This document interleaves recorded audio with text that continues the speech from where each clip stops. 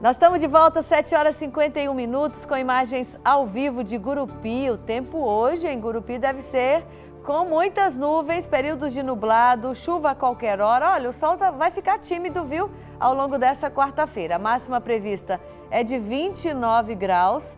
Tem ali uma previsão de chuva de 15 milímetros de chuva. É uma boa quantidade, não é muito não, mas dá para ficar um tempo mais gostoso aí na cidade de Gurupi. Prepare o guarda-chuva, viu? E a capa também, se for circular pela cidade, além daqueles outros itens que agora são obrigatórios: máscara, álcool em gel para manter a higiene das mãos e evitar a transmissão da Covid. Obrigado, pessoal de Gurupi, pela audiência sempre carinhosa aqui no Bom Dia Tocantins. A gente está no Bom Dia Responde falando sobre os vários tipos e métodos de aprendizagem, o que é importante considerar pelo pai na hora de escolher em qual lugar vai deixar o filho, a segurança, a estrutura da escola, mas especialmente o projeto pedagógico, devem ser alguns desses itens a serem considerados. A gente conversa com a professora doutora Eliane Marques dos Santos. Se você quiser participar, dá tempo de mandar a sua pergunta. Essa é a última rodada do Bom Dia Responde falando sobre educação. Professora, falamos de várias questões relacionadas à educação e agora, já fazendo a matrícula, daqui a pouco a gente fala sobre esse prazo de matrícula para alunos novatos aqui na capital. Fazendo essa matrícula, e a gente sabe que ano passado não teve a aula presencial, praticamente foi nada, foi só ali no mês de fevereiro, já foi tudo suspenso. Vivemos um ano muito difícil, escola se adaptando, pais se adaptando, tendo que ficar com a meninada trabalhando e o menino ali também junto, mais barulho em casa, às vezes mais estresse. E esse novo ano parece que algumas coisas vão continuar semelhantes, se levar em conta os casos de Covid aí de novo. Como respirar aí, professora? E aí a gente fala respirar em todos os aspectos, com máscara também. Mas como a gente enfrentar mais um ano e aí com prejuízos para a educação desses meninos, né? Então, primeiro a gente vai ter que começar a planejar, né? Se fala muito em planejamento, porque não tem como não partir disso. Esse ano de 2021, ele é um ano que ainda vai requerer, né, situações, principalmente se nós pensarmos aí nos nossos índices, né? Vai requerer ainda o ensino não presencial, né, até que, né, seja possível acontecer o presencial. Então a escola também vai precisar fazer o seu planejamento para um ensino híbrido. Sim. Eu acredito que nós estamos nessa fase, né, de planejar esse ensino híbrido, mas o retorno às aulas, né, algumas unidades escolares retornam em fevereiro, outras retornam em janeiro, mas esse retorno inicialmente, considerando os nossos índices, ele ainda deve ser, né, não presencial, e quando for acontecer o ensino presencial, ele precisa acontecer de uma forma híbrida. Vai ter que haver um planejamento, Joselma, com auxílio de tecnologias.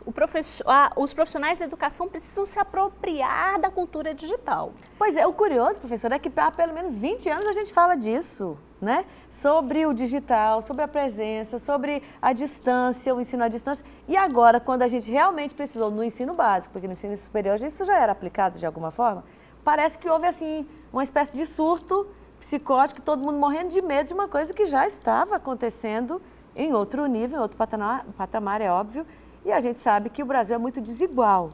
Eu falo de inclusão, às vezes o meu acesso à internet é maior, mas tem um bocado de gente que não tem esse acesso.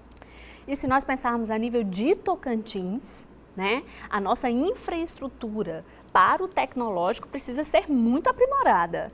Então vamos pensar o seguinte: os profissionais precisam cada vez mais adquirir competências tecnológicas. Sim. Né? Passamos por 2020, aprendemos muito, mas nós ainda precisamos aprender mais. Nós precisamos pensar em como fazer essas adequações e adaptações em sala de aula. Pensar em metodologias ativas, Josielma, o ensino precisa transitar para metodologias ativas. O que é isso, professora? Metodologia ativa são metodologias em que os alunos são protagonistas do processo de aprendizagem. Sim. Eu não dependo de um educador para conduzir o meu processo de ensino-aprendizagem. Eu preciso ser ensinado a ser protagonista.